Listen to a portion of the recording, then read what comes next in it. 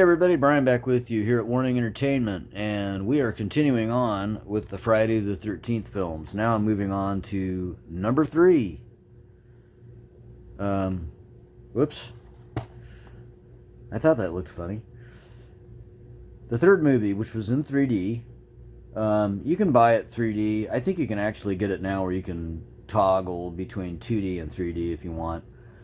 Like I said, I only got these on DVD, but I did get the 2D version as well, so that way I can decide whether I want to watch it in 3D or 2D. It did come with glasses, which were official Friday the 13th glasses. They had kind of a, the hockey mask type design on the glasses, and I have since lost them. Unfortunately, I think it was the only pair of glasses that I had. And I had other 3D films that didn't have glasses, and so I took them out, and then they just got lost. Sad. But usually when there's a 3D movie, they usually come with glasses. And this one did, so.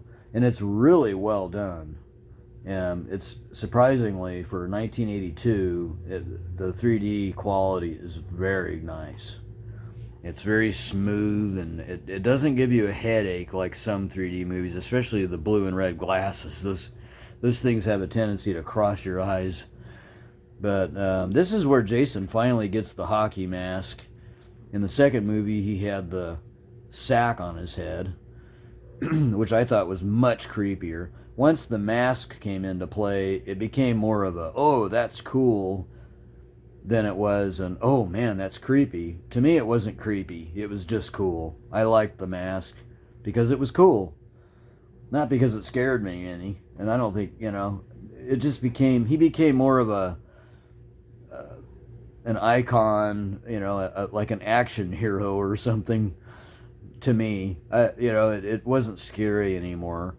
The same reason why a lot of the Nightmare on Elm Streets were not scary. After the second one, it just became a comedy show, until they released the 2010, and then that's another story that I'll have to get into one of these days, because I know that's another movie that everybody likes to squat and take a big shit on. But this one's really, really a lot of fun. Also directed by Steve Miner, who directed the second one as well. And like I had said, he directed a lot of fun movies like House from 1985 with William Catt and and George Wendt. He also directed Lake Placid from 1999, and then he also directed Halloween H2O, which was another favorite of mine from the Halloween franchise. Some people don't like that movie, and I'm not sure why. I never could figure out why people don't appreciate that movie. I thought it was really well done. Takes them out of Illinois and brings them to California, which was kind of interesting. Anyway, and another thing about Friday the 13th that's kind of interesting is the fact that timing, I think, played a big part in the only reason why Friday the 13th had so many sequels, because neck and neck, Friday the 13th, 1980, and The Burning, which came out in 1981, were neck and neck. I think it was only like a month apart as far as release. Now, if The Burning had come out before the Friday the 13th, it might have been the movie that had all the sequels, and Friday the 13th would have been forgotten about. And it would have just had one movie like The Burning did. Oddly enough, also, which is kind of an interesting trivia, is that Tom Savini worked on both films. He did the effects for both Friday the 13th and The Burning. And they were essentially competing, but, I don't think they knew they were. I mean, it was a race. But I think it's interesting that I think The Burning would have been... It would have continued on as a franchise, but it didn't. It died off on after the first movie because Friday the 13th got there first. At least that's my thought on it. That's not a guarantee that that's would have happened, but you never know. Anyway, I'm going to throw the trailer up for you for Friday the 13th Part 3, directed by Steve Miner. And enjoy, and I'll be back with the fourth one or whatever one I choose. I don't think I'm going to go in any particular order now, because the first three movies really are, you really need to watch those in order.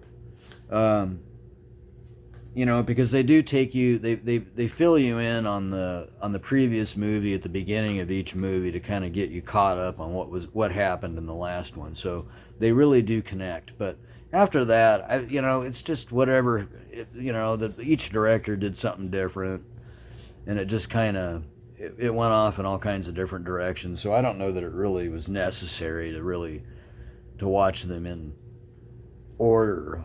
I mean, maybe for a first timer, maybe, but after that, it's just wherever you want to go with it, you know. So I'll probably share them mixed up. And I may do some music also. All right, guys, enjoy the trailer, and we'll see you on the next one.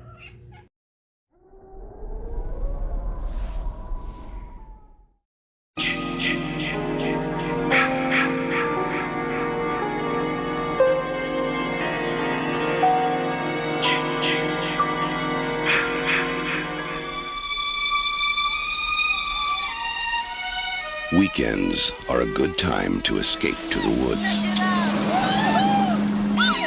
Unless the weekend begins with Friday the 13th. Because 13 is an unlucky number. But out here, so are 1 through 12.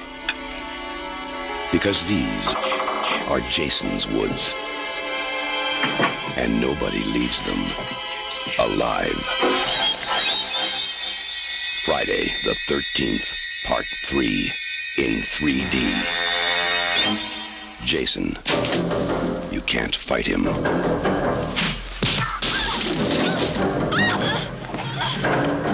You can't stop him. And now, you can't even keep him on the screen. Friday the 13th, Part 3, in 3D. Now, when it comes to killing in Jason's woods, Jason will come to you. Friday the 13th, Part 3, in 3D. A new dimension in terror. It will scare you.